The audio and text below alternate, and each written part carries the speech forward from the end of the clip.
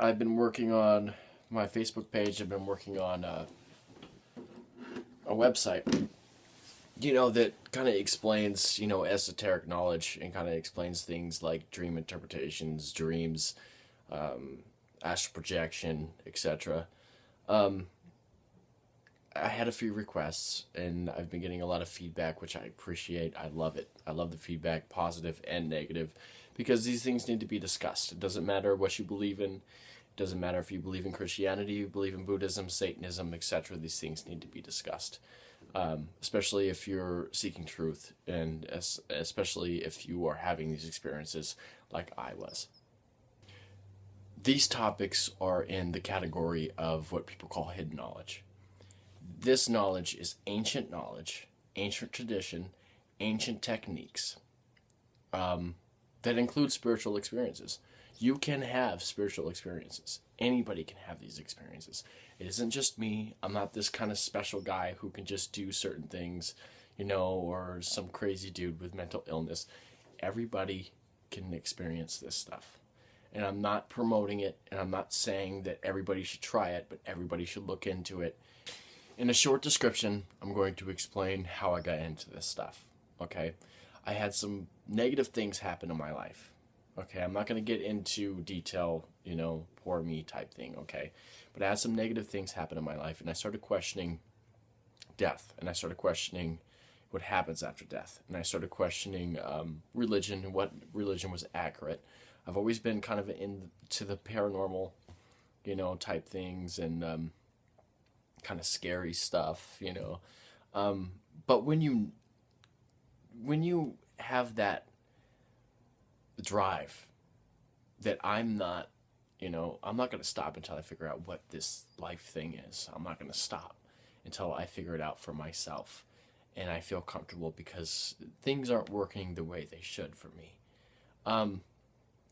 When you get into that, it becomes your life. And you will lose friends, you will lose relationships, people won't understand you anymore. It's a certain way of thinking that philosophers, use, and like scientists use. It's like an extreme open-mindedness. I started reading up on a lot of different religions around the world, and the thought that came to my mind was anybody can write a book. Anybody can write a book and say that this is the truth, this is our God, this is our belief, this is our, belief system. Anybody can. Put aside your indoctrination, like put aside everything you were ever taught.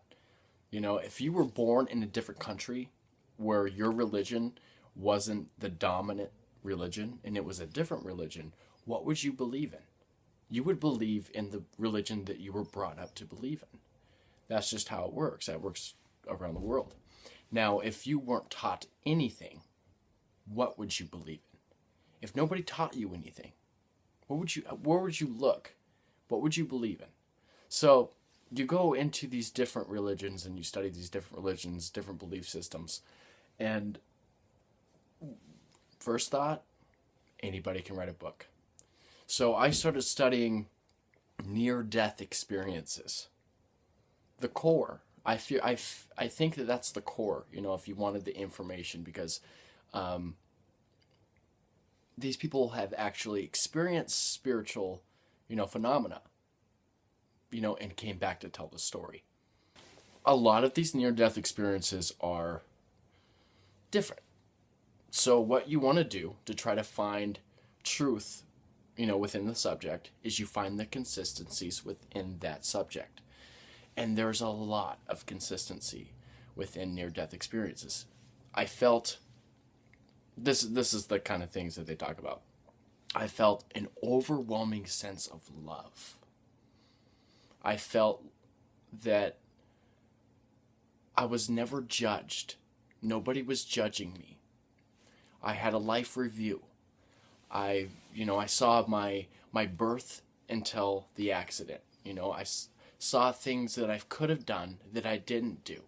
These are the consistencies within near-death experiences. When somebody has a heart attack or somebody is suffering from an illness and they die and they're revived back to life, These are the kind of things that you hear. While I was studying near-death experiences, I was practicing Buddhism, and I was meditating a lot, and I was studying on different forms of meditation, and I kept seeing astral projection. Astral projection was everywhere. These people claimed that they could leave their physical body during their sleep and have complete awareness and go anywhere they want in the world and meet with their spirit guides, meet with spirits, and check on their distant relatives, etc. And I was like, there's no way. There's no way that people could physically leave their body. It's not, there's no science behind it, you never hear of it, but I was seeing it everywhere, videos, articles, etc. And being open-minded, I had to try this for myself.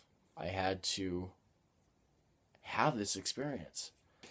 Obviously, I got really good as soon as I had my first out-of-body experience. I got really good at it. I could do it whenever I wanted. I could lay in bed in 45 minutes, 30 minutes to 45 minutes, I would be in this dream world.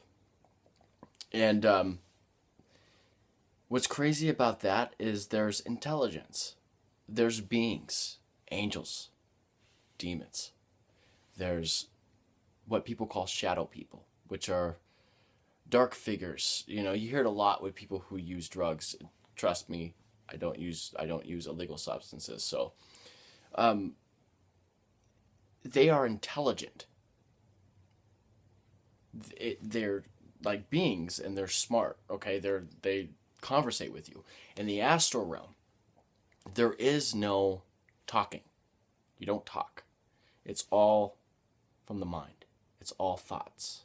Everything is thought. If you want to fly, because you can fly in the astral realm, you fly. You levitate up and you fly. These experiences changed my life. I didn't want to believe in some kind of supernatural, spiritual stuff. I didn't want to really believe in it. I just wanted to know what was real and what wasn't real. I was a true seeker. I am a true seeker. And there's some explanations for it. I mean, yeah, it really could be a self-induced hallucination.